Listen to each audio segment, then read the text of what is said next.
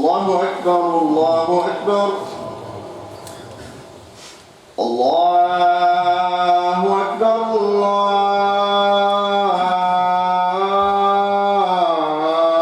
الله أكبر أشهد أن لا إله إلا الله أشهد أن لا إله إلا الله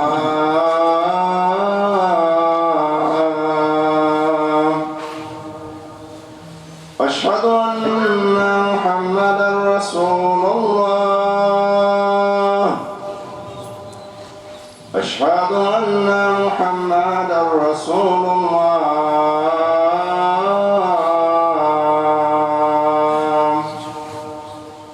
حي على الصلاة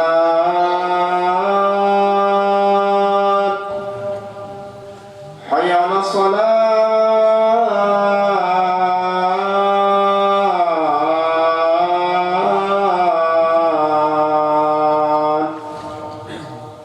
حي على الفلاح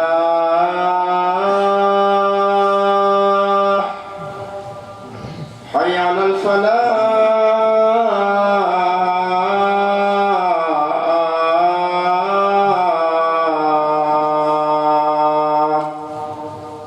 الله أكبر الله أكبر لا إله إلا الله.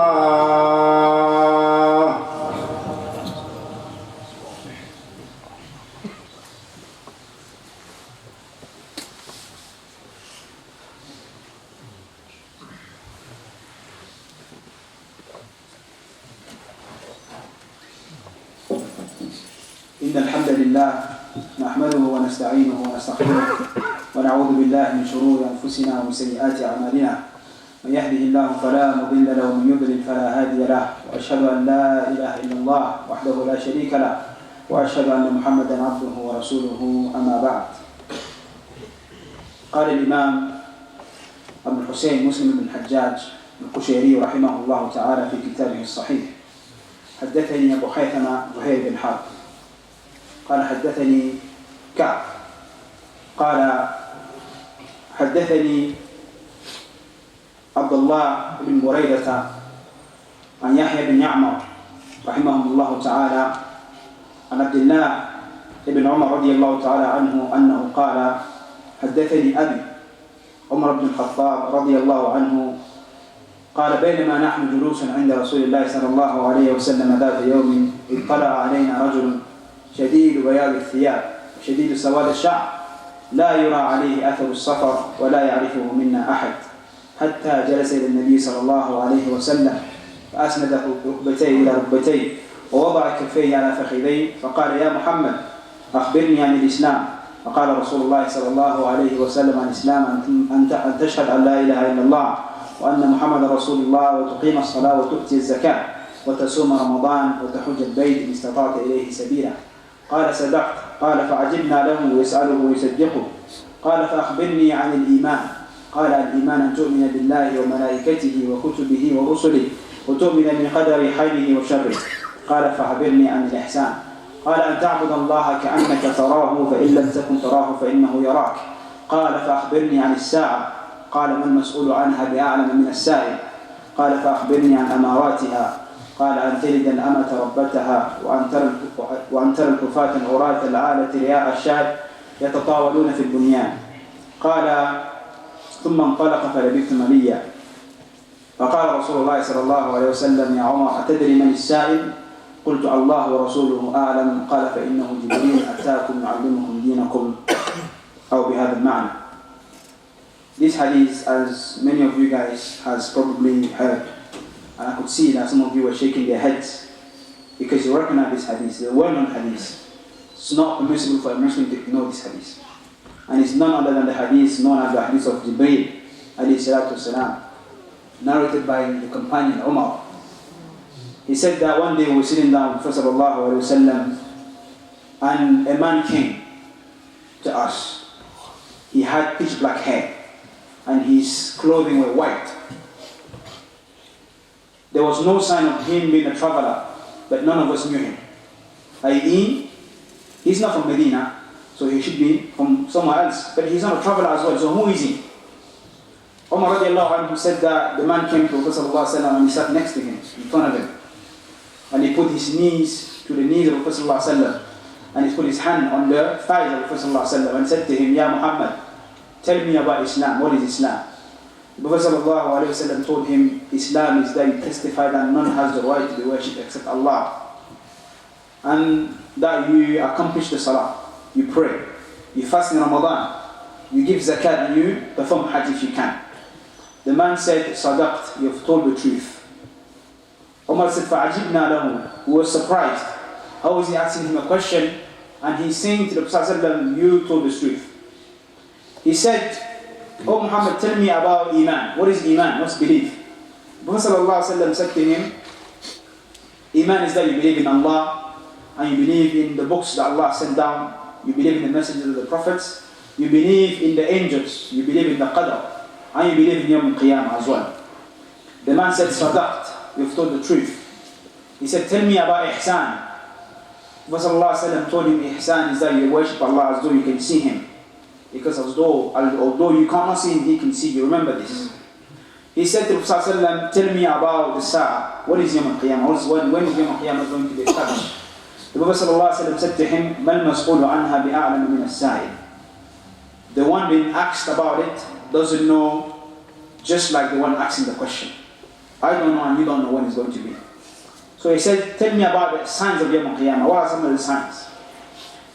The Prophet ﷺ said that when you're going to see a slave woman giving birth to her mistress or her master, and then when you're going to see poor people who used to be shepherds, and now they're competing in building high buildings. ثم انطلق, then the man left.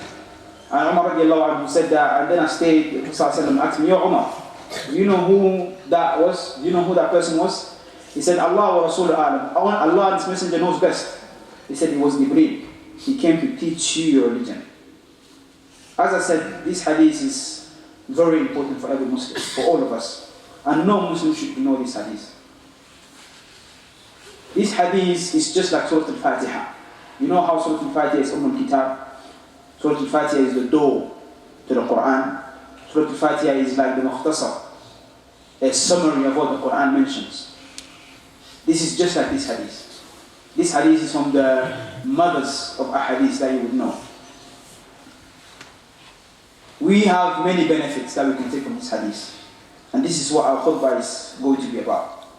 From the benefits that we take from this hadith is that the Prophet ﷺ used to be a humble person. How many of you guys, how many of us know leaders who sit down with the people? How many of us know leaders who they are always away from the people? They don't want the people to bother them. That's not how the Prophet ﷺ used to be. So you as a leader, the imam of the masjid, or a father, or a teacher for example, if you have a position in your family for example, you have to be close to people and humble yourself. The Prophet ﷺ wasn't arrogant.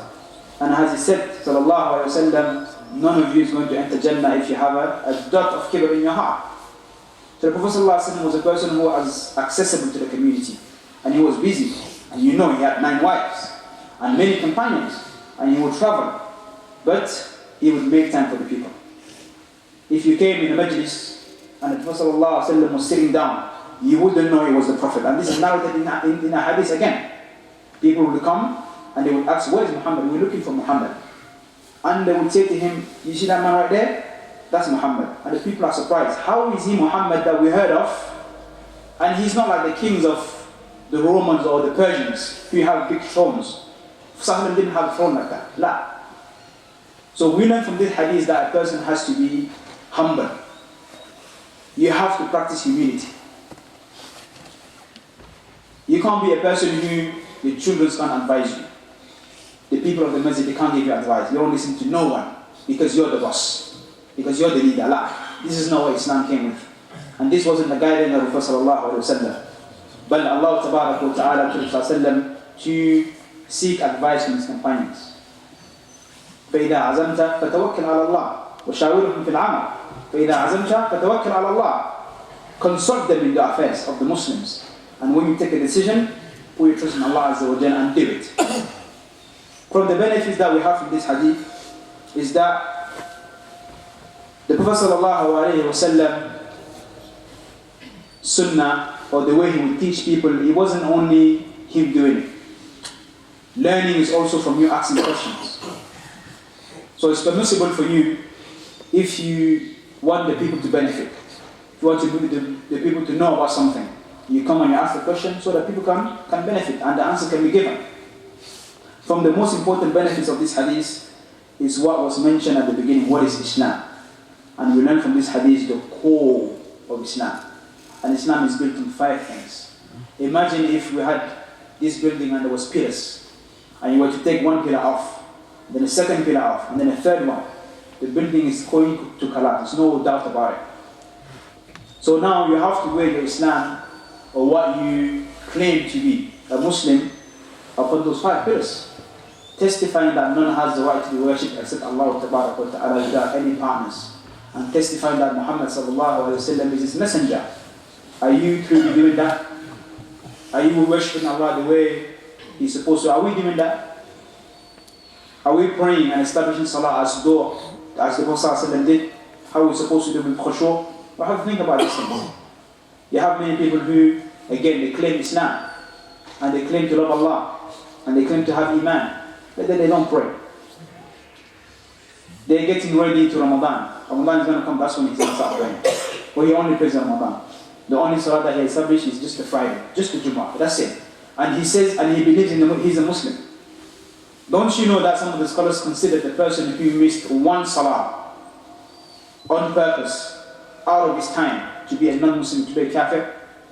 The Prophet ﷺ said in the hadith, Al-ahdu baynana wa baynahum as-salat man tarakaha faqad kafar. And tarku salah here, some scholars said that one single salah, one time, that you didn't pray on its time, then that's it, you're out.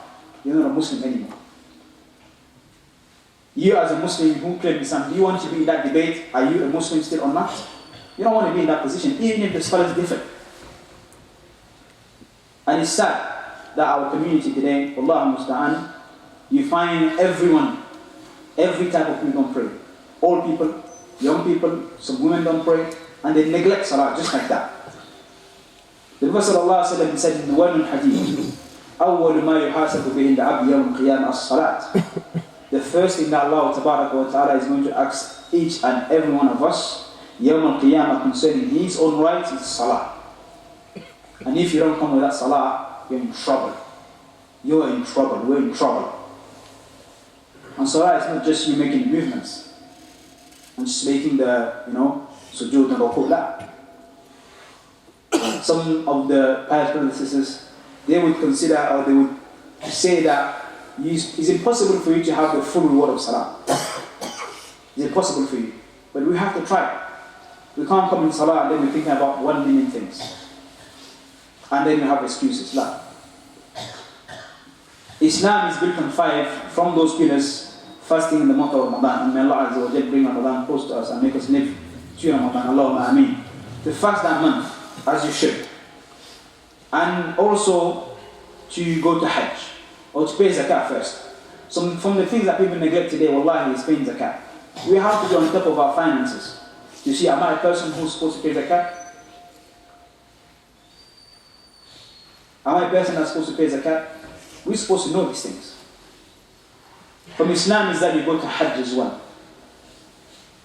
And we don't want to be from the people who, they say, I'm going to make Hajj when I'm 50 or 60. When I get older, I still have my house to pay. I need to buy a new house, a new car. I have kids now. I'm going to leave Hajj for afterwards. Billahi alayk. You want to make Hajj on a wheelchair? You want to make Hajj when you have a white beard? Or are you supposed to make Hajj when you're strong and healthy and young? How is it that many of us today, and it's very sad, except for those who Allah Azza wa Jalla has mercy on, we don't even go to Umrah, and we have money to do that.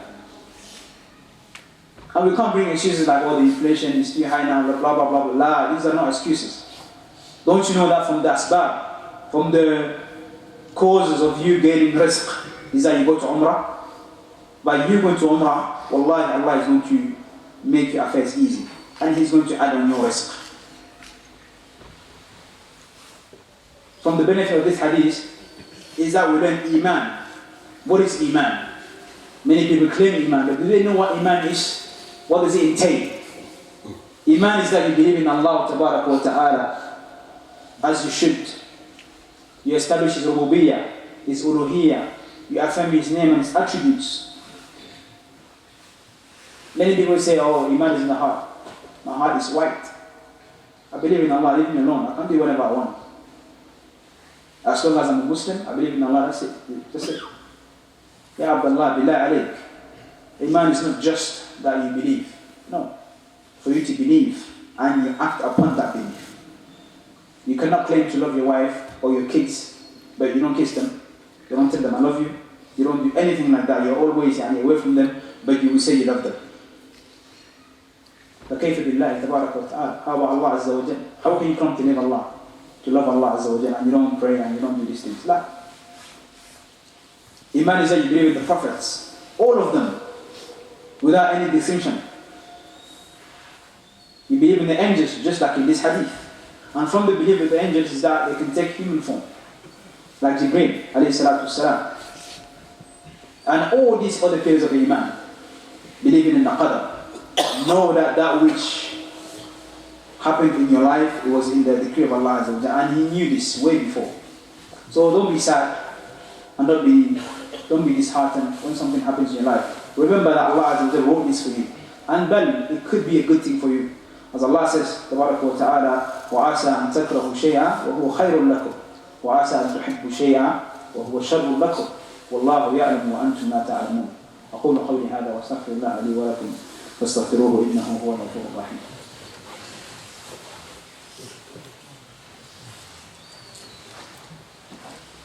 الحمد لله على إحسانه والشكر له على توفيقه وامتنانه، وأشهد أن لا إله إلا الله وحده لا شريك له تعظيما لشأنه، وأشهد أن محمدا عبده ورسوله الداعي إلى رضوانه. أما بعد. The Prophet sallallahu alaihi wasallam, Jibreel asked him, what is ihsan? And he said that is that you worship Allah Azza wa Jalla as though you can see Him. This is how the Muslim should be. You should be praying as though you could see Allah in front of you. Just like you wouldn't mess about if your parents were looking at you doing something. وَلِلَّهِ مَثَلُ الْأَعْلَى. Because if you don't see Allah Azza wa Jalla, then know that He sees you. Whether you're in the dark, whether you're in the dim, wherever you are. وَهُوَ مَعَكُمْ حَيْثُ مَا كُنْتُمْ. And He is with you wherever you are. And now that doesn't mean He's with you just like I'm in the masjid right now. La. He's with you in His knowledge. And He can see you and He can hear you. So we have to think about this when we're making sins. When we're doing sins. In apparent or when we're hiding. We have to remember that Allah is looking at you.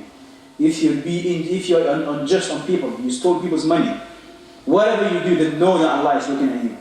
And wallahi, this is something that used to make the hearts of the companions and the Salaf tremble. When you remember that Allah is looking at me, whatever I'm doing, Allah is looking at you. You cannot hide from Him. Let's just sink in a little bit. Allah sees you everywhere, whatever you do. It doesn't matter. The cameras that we have in the MASJID, they can miss few things, blind spots. That doesn't happen to Allah Tabaraka wa Ta'ala. So we should think about this more often. From the signs of Yawm al-Qiyamah, as mentioned in this hadith, is that you would find people who disrespect their parents. And this is a musibah. The Prophet ﷺ, he was asked by a companion, Man ahaqqu an-nas bi suhbati? Who is the person who's more in right of my companionship? Prophet ﷺ said, your mother.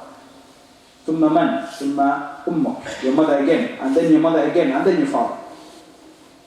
Prophet ﷺ said about the father, that you and your money, they belong to your father. So the parents have a great stake in Islam. And we shouldn't be neglecting them. So I advise any one of you who have some type of problem with your parents, you don't call your dad, or you have some type of issue, call your parents and talk to them. And do as Allah Ta'ala said in the Quran, وَاخْفِضْ لَهُمَا جَنَاحَ الذُّلِّ مِنَ الرَّحْمَةِ وَقُلْ رَبِّ ارْحَمْهُمَا كَمَا رَبَّيَانِي صَغِيرًا. And wallahi, only people who lost their fathers and their mothers can understand this. From the oldest. If your dad and your mom is no more alive, then you can understand this thing. You would wish that Allah gave you another hour, another minute, few seconds with your dad, so you can thank him and make dua for him. My dad always says to me, when I'm going to die, you're going to regret, man. You're going to wish you had more time with me. And as young people, sometimes we don't keep it. Yeah, I know you're still alive though. What's the big deal? But ask those who don't have their parents around them. You will understand. And it doesn't matter what your dad did. Wallahi, it doesn't matter what he did. Just taking care of you and providing for you and so on. So that's enough for you to be grateful to him. Bas. That's Allah Ta'ala to make us from those who, when they hear a reminder that apply, Allahumma ameen. Allahumma arina haqqa wa zuqna tiba'a. وأرنا الباطل باطلا وارزقنا اجتنابه سبحانك اللهم وبحمدك أشهد أن لا إله إلا أنت أستغفرك وأتوب إليك أقم الصلاة يرحمكم الله